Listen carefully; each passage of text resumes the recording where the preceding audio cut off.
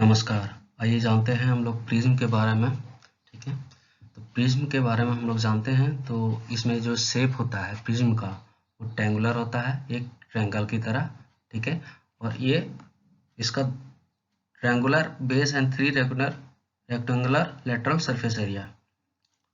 ठीक है, ये 2 ट्रायंगुलर बेस होता है। ठीक है, और ये 3 जो सरफेस एरिया होता है, ये सरफेस एरिया ये 1 2 और ये पीछे 1 होता है। ठीक है, this surface area incline to each other. ठीक है, एक दूसरे के सहारे झुके हुए होते हैं, और जो दोनों के बीच में जो एंगल बनता है उसको बोलते हैं angle of prism. The angle between its two lateral faces is called angle of prism.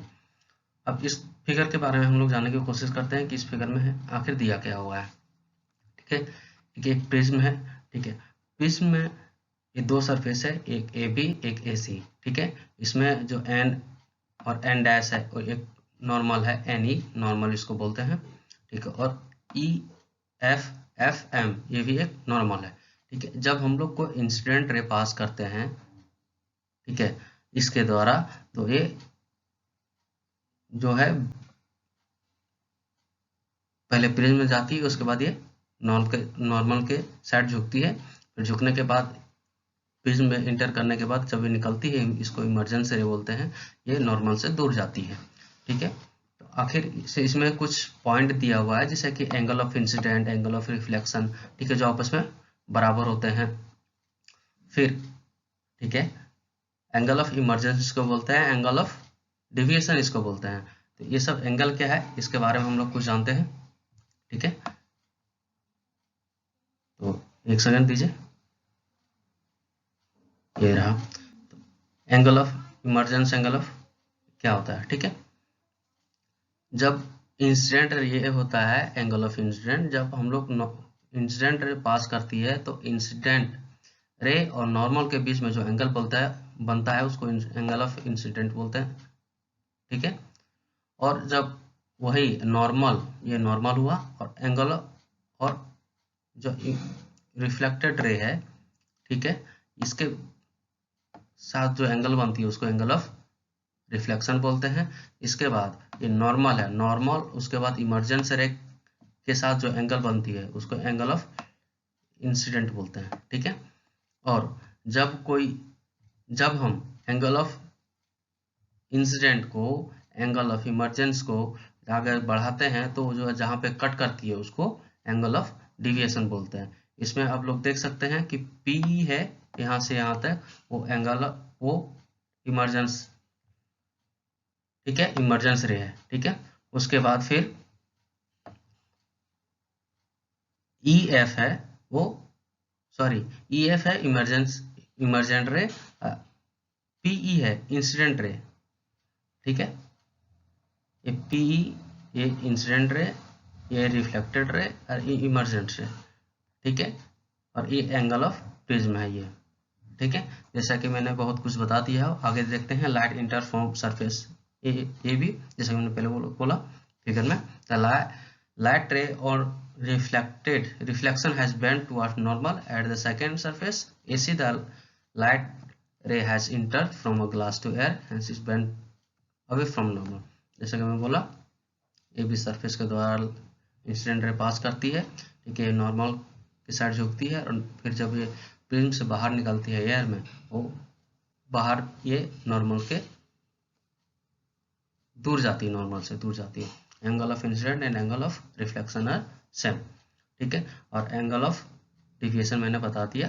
ठीक है, अब आगे जानने की कोशिश करते हैं dispersion of light by glass of prism. Dispersion of light क्या होता है। ठीक है, जब एक श्वेत रंग का जो कलर होता है, ठीक है, वो 7 कलर से मिलकर बना होता है।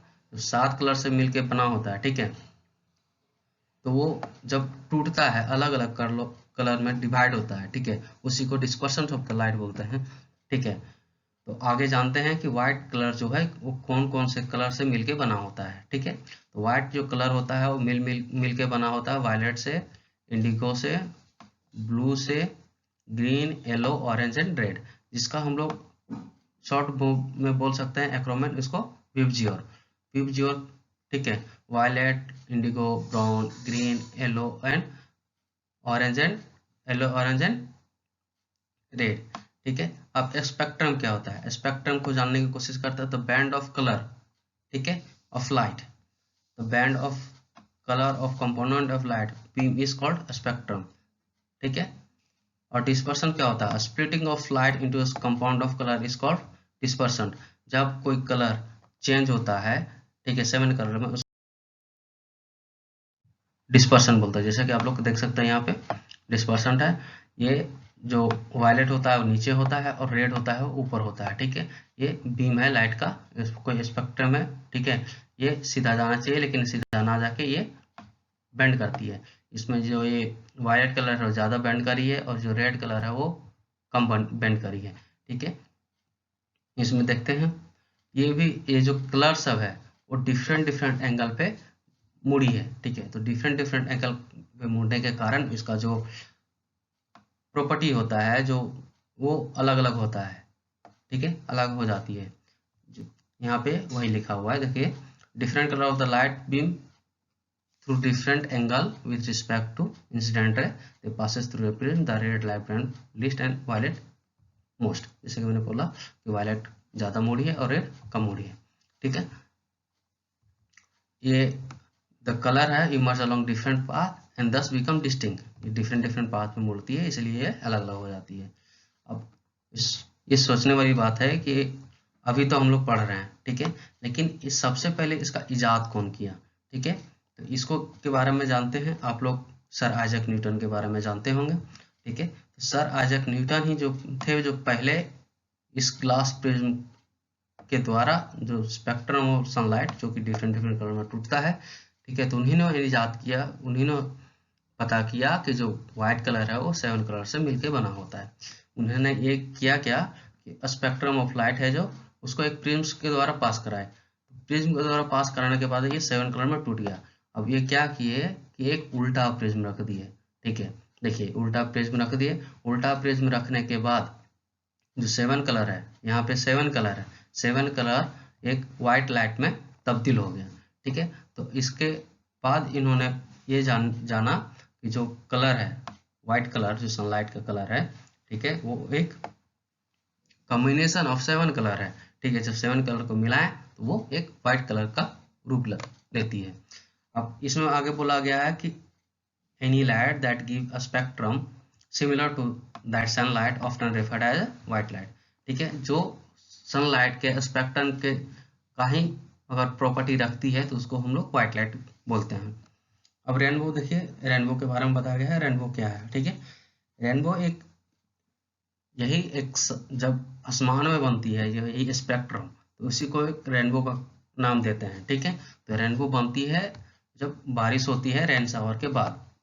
ठीक है, और ये dispersion of light by tiny water drop present in the atmosphere, ये बनती है एक छोटा छोटा सा जो वाटर ड्रॉपलेट होता है जब बारिश होने के बाद, जो वाटर ड्रॉपलेट ये एटमॉस्फेयर में रहता है, तो जब सनलाइट उससे पास करती है तो एक प्रिज्म के द्वारा तरह काम करती है, और प्रिज्म के द्वारा काम करने से जो व्हाइट लाइट है वो 7 कलर में डिवाइड होता है और ये आसमान में दिखता है। ठीक है, तो इसी को बोलते हैं रेनबो।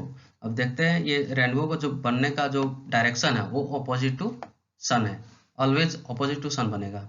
ठीक है, और जो water droplet act like a prism, जिसे मैं पहले बोल चुका हूँ, दे reflect and disperse the incident sunlight and the reflect it internally and finally refract it again when it come out of the raindrop। ये डिस्पर्स करती है, रिफ्लेक्ट करती है। आगे मैं फिगर में जानने की कोशिश करेंगे। ठीक है, देखिए, ये देखिए, ये रहा, जैसे कि एक सनलाइट है वो पास करी। ठीक है, ये यहाँ से ड्रॉपलेट पे आई, ये फिर ये मुड़ गई, मुड़ने के बाद ये 7 कलर में डिवाइड हो गई। ठीक है, तो इसी के कारण ये देखिए ये बनती है। ऑलवेज जो रेड कलर है ऊपर रहता है, वायलेट होता है नीचे रहता है। ठीक है, जैसे कि आप लोग फिगर में देख सकते हैं। अब देखिए एटमॉस्फेरिक रिफ्रैक्शन क्या होता है। ठीक है, एटमॉस्फेरिक रिफ्रैक्शन, ठीक है, जानने की कोशिश करते हैं होता क्या है। ठीक है, हम लोग ये जानते हैं कि जो गर्म एयर होती है, ठीक है, वो ऊपर होती है, लेस डेंस होती है, और कूलर एयर के कंपेयर में ये ऊपर होती है। ठीक है, और reflective index of water air is slightly less than the cooler air. मतलब जो रिफ्लेक्टिव इंडेक्स है वो गर्म एयर का वो कम होता है ठंडे हवा के कंपेयर में। ठीक है, physical condition of the reflective medium air is not stationary. जैसे कि इसमें बोला जा रहा है कि जो कंडीशन है रिफ्लेक्टिव मीडियम, मतलब एयर का जो कंडीशन है वो तो आप लोग जानते हैं स्टेशनरी, वो तो बहते रहती है। ठीक है, the apparent position of object as seen through the hot air fluctuate. ठीक है, जो अपैरेंट जो है वो हम लोग देखते हैं, ठीक है, कोई भी पोजीशन को ऑब्जेक्ट का, ठीक है, वो हॉट एयर में वो चेंज होता रहता है। The wavering in thus effect of atmospheric refraction of light by Earth's atmosphere on a small scale in a local environment। ठीक है, आगे जानते हैं कि ट्विंकलिंग ऑफ स्टार क्या होता है। ये जो तारे हैं वो टिमटिमाते क्यों हैं। ठीक है, जैसे आप लोग जानते हैं कि तारा बहुत दूर होता है। Since the star are very distant the approximate points at source of the light. ठीक है, एक बिंदु की तरह होता है। ठीक है, तो उससे जब हम लाइट आता है, ठीक है, और goes on varying slightly the apparent position of the star fluctuate the amount of starlight entering the eye flicker and the stars sometimes appear brighter and sometimes some other times is fainter which is twinkling effect। मतलब ये कहने की कोशिश ये कर रहा है कि ये स्टार है, ये बहुत दूर है। ठीक है, एक स्टार है पॉइंट चार्ज का, ये दूर है, इससे जब लाइट आती है, ठीक है, तो एयर में हम लोग सबसे पहले ये टकराती है, डिफरेंट एयर, डिफरेंट लेयर, और ये सब एयर और स्ट्रेट नहीं है, ये मतलब ये बहते रहती है। ठीक है, तो बहते रहने के कारण इसका जो पोजीशन है वो चेंज होता रहता है, फ्लक्चुएट करता है, और फ्लक्चुएट करने के कारण कभी ये ब्राइट दिखती है, कभी चमकीला दिखती है, और कभी डिम दिखती है। ठीक है, इसी को बोलते हैं हम लोग ट्विंकलिंग ऑफ स्टार। ठीक है, the star appear slightly higher above the actual position when view near the horizon. मतलब ये बोल रहा है कि जब हम कोई स्टार को हॉरिजन से देखते हैं, ठीक है, तो वो जो उसका जो एक्चुअल पोजीशन है, ठीक है, एक्चुअल पोजीशन उससे थोड़ा सा ऊपर दिखती है। ठीक है, जैसा कि आप इस फिगर में देख सकते हैं। ठीक है, अपरेंट जो स्टार पोजीशन है और जो स्टार का एक्चुअल पोजीशन है, ये रिफ्लेक्टिंग इंडेक्स होता रहता है। जैसे देखिए, जैसे मैंने पहले बोला एटमॉस्फेरिक रिफ्लेक्शन में जो हॉट एयर ऊपर रहती है, ठीक है, हॉट एयर ऊपर रहती है, कोल्ड एयर नीचे रहती है, तो जो इफेक्टिव इंडेक्स है कोल्ड एयर का वो कम होती है as compare to cooler air. Cooler air पे जब टकराती है, ठीक है, जैसे जैसे नजदीक नजदीक आते हैं रिफ्लेक्टिव इंडेक्स चेंज होता है। जब रिफ्लेक्टिव इंडेक्स चेंज होता है तो ये जो नॉर्मल से दूर जाती है, नजदीक जाती है। ठीक है, तो इसका चेंज होता है डायरेक्शन। ठीक है, तो डायरेक्शन ये चेंज होते रहता है। ठीक है, तो चेंज हो के थोड़ा मुड़ जाती है, तो जैसा हम लोग देख पाते यहाँ पे फिगर में देख रहे हैं कि जो एक्चुअल पे ना दिख के ये थोड़ा सा ऊपर दिखती है। ठीक है, अब इसमें बोल रहा है कि स्टार क्यों ट्विंकल करते हैं और प्लानेट क्यों नहीं ट्विंकल करते हैं। तो इसका कारण ये है कि जो प्लानेट है, ठीक है, वो स्टार के कंपेयर में बहुत बड़ा होता है। ठीक है, और नज़दीक भी होता है अर्थ से। अगर मान लेते हैं कि अर्थ जो प्लानेट है, ठीक है, प्लानेट को हम लोग पॉइंट साइज में डिवाइड करेंगे, ये तो हजारों पॉइंट साइज में आएगा। तो हजारों पॉइंट साइज में आने के कारण अगर हम लोग पॉइंट को देखेंगे तो उसमें बहुत सारी लाइटें आएंगी। बहुत सारी लाइटें आने के कारण जो उसका जो है ना वो नलीफाई कर देता है। ठीक है, जो पॉइंट साइज है बहुत सारे आएगा तो उसका तो ट्विंकल नहीं करेगा। ठीक है, एक ही साथ बहुत सारा आएगा तो इस पर इफेक्ट नहीं करता है। ठीक है, if you consider planet as a collection of large number of points as source of the light, the total variation of the amount of light entering our eye from individual points as source will average out to 0। ठीक है, 0 से बहुत ज़्यादा होता है। ठीक है, thereby nullified twinkling effect, इसीलिए वो जो ट्विंकलिंग इफेक्ट है उसको खत्म कर देता है। ठीक है, आगे इसके बारे में हम लोग जाने। ठीक है, देखते हैं advance of sunrise and sunset. ठीक है, advance of sunrise and sunset, advance of sunrise और सनसेट में क्या होता है। ठीक है, जब कोई मतलब सनसेट है वो होने के बाद, सूर्योदय होने के पहले। ठीक है, इसमें क्या होता है, तो हम लोग इसमें बताया गया है कि जब हम लोग को विजिबल है और 2 minute before the actual sunrise and 2 minute after the actual sunset because the atmospheric reflection by actual sunrise, this means actual crossing of horizon of the side. जैसे कि बोला जा रहा है, ठीक है, इसमें ये बोला जा रहा है कि जो सनराइज है, ठीक है, उसके होने के एक्चुअल होने से 2 मिनट पहले से दिखाई देता है और सनसेट होने के 2 मिनट बाद दिखाई देता है, जो कि रेड दिखाई देता है, जैसे कि आप लोग ये देख सकते हैं। ठीक है, ये हॉरिजन है, हॉरिजन देखने के बाद, ठीक है, ये दिखाई देता है। ठीक है, अब ये टिंडल इफेक्ट क्या है। ठीक है, टिंडल इफेक्ट, टिंडल इफेक्ट होता है क्या, जब जो हम लोग ये जानते हैं कि जो एटमॉस्फेयर है, जो अर्थ एटमॉस्फेयर है, वो heterogeneous mixture of minor particle. मतलब हेट्रोजीनियस कहने का मतलब ये होता है कि कोई भी चीज का जो मिक्सर होता है वो एक सही प्रोपोर्शन में नहीं होता। जैसे कि होमोजीनियस और हेट्रोजीनियस, होमोजीनियस में ये होता है कि कोई अगर 5 की मात्रा में मिलाया जा रहा है, अगर कोई 5 kg मिलाया जा रहा है, दूसरा भी 5 kg मिलाया जा रहा है, तीसरा भी 5 kg मिलाया जा रहा है, तो इसको मिलाने के बाद इसका जो मिक्सर होता है होमोजीनियस होता है। लेकिन हेट्रोजीनियस मिक्सर का मतलब ये होता है कोई 5 kg को, 4 kg को, 3 kg को, 1 kg को, आधा kg, इसको मिलाने के बाद ये हेट्रोजीनियस हो जाता है। इसमें इसी में ये एयर के कंडीशन में भी होता है। ठीक है, this particle include smoke, tiny water droplet, suspended particle of dust of molecule of airs. ठीक है, जो स्मोक होता है, ठीक है, और छोटा छोटा वाटर ड्रॉपलेट होता है, फिर डस्ट, मॉलिक्यूल ऑफ एयर जो मिलता है, वो अलग अलग एटमॉस्फेयर में अलग अलग मात्रा में प्रेजेंट है। ठीक है, अलग अलग परसेंटेज है उसका, तो जब मिक्स करता है, ठीक है, तो हेट्रोजेनियस मिक्सर बनता है।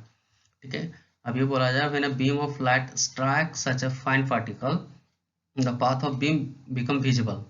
ठीक है, the light reach us and after being reflected diffusely by this particle, this phenomena of scattering of light by collider particle gives rise to Tyndall effect. मतलब ये बोल रहा है कि जब ये लोग जितने पार्टिकल हैं मौजूद होते हैं, तो ये जो पार्टिकल जब टकराते हैं तो इसका पाथ है वो हम लोग को दिखने लगता है। जब दिखने लगता है तो एक ऐसा पॉइंट आता है जो ये पूरा डिफ्लेक्ट होता है, डिफ्यूज हो जाता है। ठीक है, तो इस फिनोमिना जो स्कैटर कर रहा है, लाइट का जो बिखर रहा है, इसी को है ना क्वालिटी पार्टिकल के द्वारा, ठीक है, तो इसी को हम लोग टिंडल इफेक्ट बोलते हैं। आप लोग टिंडल इफेक्ट हम लोग देख सकते हैं। ठीक है, अगर कोई रूम है, ठीक है, वो स्मोक से पूरा भरा हुआ है, स्मोक से भरा हुआ है, अगर एक छोटा सा हॉल से अगर कोई लाइट आज इंटर करता है, ठीक है, तो उसमें हम लोग देख सकते हैं टिंडल इफेक्ट का कैसे वो काम करता है। जैसा कि आप लोग देखे होंगे कोई रूम में अगर कोई बैठे हैं, ठीक है, तो लाइट जब वेंटिलेटर से पास करती है तो उसका लाइट विजिबल होता है, उसमें से बहुत सारे जो है डस्ट पार्टिकल वो घूमते हैं। ठीक है, तो उसी को टिंडल इफेक्ट बोलते हैं। ठीक है, तो टिंडल इफेक्ट जो है can be observe when sunlight pass through a canopy dense forest and has tiny water droplet mist scatter light. एक कैनोपी टाइप का फॉरेस्ट होता है। कैनोपी फॉरेस्ट का मतलब ये होता है कि इसमें से बहुत ऊंचे ऊंचे पेड़ होता है, बहुत ऊंचे ऊंचे पेड़ होता है, लाइट बहुत कम पास होती है। तो लाइट बहुत कम पास होती है, अगर कहीं पास हुई तो लोग हम खुद देख सकते हैं इसके बारे में, टिंडल इफेक्ट उसमें देख सकते हैं। इसमें बोल रहा है the colour of scattering light depend on size of scattering particle. ठीक है, इसमें बोल रहा है कि जो लाइट कितना स्कैटर करेगा, कितना बिखरेगा, ये पार्टिकल है, कौन सा ऐसा पार्टिकल है जो उसको उस पर पड़ रहा है। ठीक है, अब इसमें बोल रहा है कि जो फाइनी पार्टिकल है, ठीक है, जो छोटा छोटा पार्टिकल है, स्कैटर मेनली ब्लू लाइट।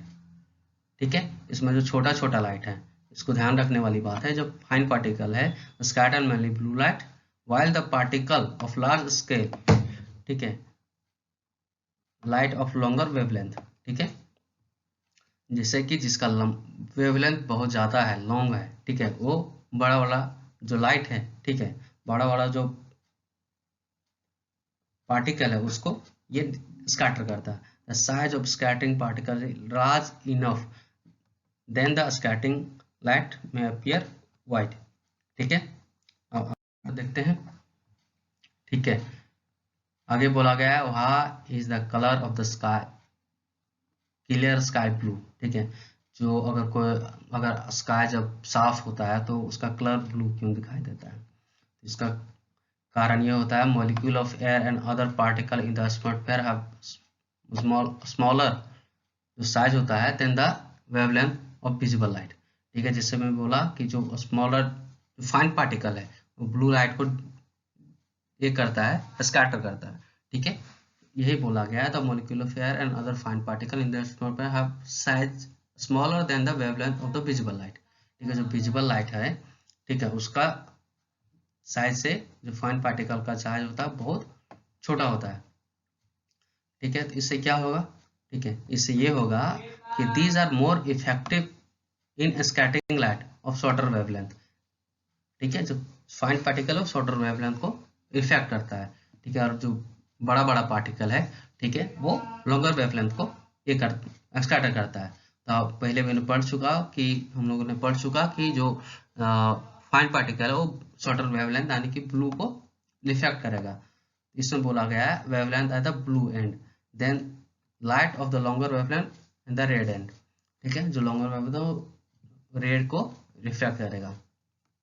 इसमें बोला है कि the red light has a wavelength about 1.8 time greater than blue light, ठीक है। तो लाइट है रेड का, ठीक है, वो ब्लू लाइट के कंपेयर में 1.8 टाइम ग्रेटर है उसका वेवलेंथ, ठीक है। दस when sunlight pass through a atmosphere the fine particle of the scattered blue short wavelength more stronger than red the scatter of blue light enter our eye। मतलब यही बोल रहा है कि जैसे कि अगर जो फाइन पार्टिकल है, ठीक है, वो शॉर्टर वेवलेंथ को रिफ्लेक्ट ज़्यादा करता है as compare to longer wavelength, ठीक है। तो जो ब्लू है उसका जो शॉर्ट वेवलेंथ है, ठीक है, शॉर्ट वेवलेंथ है और जो एटमॉस्फेयर में है वो बहुत टाइनी जो पार्टिकल फाइन पार्टिकल पाया जाता है बहुत स्मॉल, ठीक है। तो वो ब्लू लाइट को स्कैटर करेगा ना कि रेड लाइट को, ठीक है। तो ब्लू लाइट को स्कैटर करता है और रेड लाइट को स्कैटर नहीं कर पाता है। तो जो ब्लू लाइट है वो काश में है ना स्कैटर होने के बाद वो दिखाई देता है, ठीक है, इसलिए ब्लू दिखाई देता है sky. If the earth has no atmosphere there would have not been any scattering then the sky would have look dark. The sky appear dark to passenger flying at the very high altitude as scattering is not prominent at such height। मतलब बोल रहा है कि अगर atmosphere में, ठीक है, अगर लाइट नहीं होता, ठीक है, तो ये क्या करता, ठीक है, ये स्कैटर नहीं करता और स्कैटर नहीं करने के कारण ये जो स्काई है वो काला दिखाई देता है। अगर कोई एस्ट्रोनॉट है अगर जाता है तो उसको स्काई है वो काला दिखाई देता है क्योंकि वहाँ पे कोई एटमॉस्फेयर नहीं पाया जाता है। आपने देखा होगा you might have observe the danger signal light are red in colour, ठीक है। Do you know why? ठीक है, the red is least scattering by fog or smoke, therefore it can seen as the same color at distance। जैसे कि बोला जा रहा है जैसे कि जो एटमॉस्फेयर में टाइनी पार्टिकल पाया जाता है तो टाइनी पार्टिकल जो स्मॉल वेवलेंथ को करेगा और रेड है जो उसका जो वेवलेंथ है वो ज़्यादा लॉन्गर वेवलेंथ का है, ठीक है। लॉन्गर वेवलेंथ के कारण होने के कारण जो टाइनी पार्टिकल है उसको ये स्कैटर नहीं कर पाता है। स्कैटर नहीं करने के कारण इसी को रेड जो सिग्नल होता है उसमें डेंजर के स्थान पे रखा जाता है। अब देखते हैं कि colour of sunset and sunrise, ठीक है। देखिए, the light of the sun near the horizon pass through a thicker layer of the air and larger distance in the earth atmosphere before reaching our eye। मतलब ये बोल रहा है कि जब हॉरिजन पे रहेगा सूरज, ठीक है, तो ये बहुत लंबा दूरी तय करके आता है, ठीक है, और जो इसका जो है ना थिन होता है, जो एयर का जो ये एयर जो उसमें होता है उसका जो लेयर होता है बहुत पतला होता है, ठीक है। However the light from the sun overhead would travel relatively shorter distance at noon, ठीक है। जब ये दोपहर होता है तो ये सनरेज और सनसेट के कंपेयर में इसका जो डिस्टेंस होता है वो थोड़ा सा शॉर्टर होता है, कम होता है, ठीक है। The sun appear white as only a light of blue and violet colour are scatter, ठीक है। इसमें जब दोपहर होता है तो सिर्फ ब्लू कलर और लाइट कलर, जो वायलेट कलर है, ब्लू और वायलेट कलर वही स्कैटर होता है, सारे कलर मिले होते हैं। तो सारे कलर मिले होंगे तो वो एक व्हाइट कलर का निर्माण करेंगे। And the near the horizon most of the blue light and shorter wavelength are scatter away by the particles. जिसे देखिए, ठीक है, यहाँ पे हॉरिजन पे होता है तो सारे जो पार्टिकल होते हैं, जो सारे कलर होते हैं, वो टाइनी पार्टिकल के कारण ये स्कैटर हो जाते हैं, और सिर्फ एक रेड ही कलर होता है जो कि हम लोग के आंख तक पहुंचता है, ठीक है, जो कि एक लॉन्ग वेवलेंथ का है। तो इसी के कारण इसका जो रेडिश दिखाई देता है सनराइज और सनसेट के टाइम पे, ठीक है, जो लाइट होता है, ठीक है वो। आगे देखते हैं, आगे आगे कुछ एमसीक्यूज है, ठीक है, तो इसको हम लोग देखने की कोशिश करते हैं, ठीक है। एमसीक्यूज में पहला एमसीक्यू क्या है, the human eye can focus object at different distance by adjusting the focal length of the eye lens is due to. बोल रहा है कि जो ऑप्शन ये रहा, ठीक है, इसमें ये बोल रहा है कि जो ह्यूमन का आई है जो फोकस हो डिफरेंट डिस्टेंस पे एडजस्ट करता है, तो adjustment of the focal length मैंने पढ़ा है, इसको क्या बोलते हैं, अकोमोडेशन बोलते हैं, ठीक है। आगे जाने की कोशिश करते हैं, आगे में क्या बोला है, आगे देखते हैं। The human I form the image of an object at its, मतलब बोला जा रहा है कि जो ह्यूमन आई है उसका जो इमेज होता है वो कहाँ पे बनता है, तो इसका इमेज बनता है रेटिना पे, ठीक है। आगे, the least distance of distinct vision of a young adult with normal vision is about, मतलब ये बोल रहा है कि जो नॉर्मल विजन है यंग एडल्ट का वो कितना सेंटीमीटर होता है, ये होता है 25 सेंटीमीटर, ठीक है। आगे जानते हैं कि change in focal length of I lens is caused by action of the, ठीक है, इसमें बोल रहा है कि जो फोकल लेंस होता है उसका जो चेंज होता है, ठीक है, तो उसको जो एक्शन होता है वो किसके कारण होता है, ये होता है क्लियरी मसल्स के द्वारा। यही आज का टॉपिक। तो इस अगर ये वीडियो अच्छा लगा तो सब्सक्राइब कीजिए, शेयर कीजिए, कमेंट कीजिए। Thank you.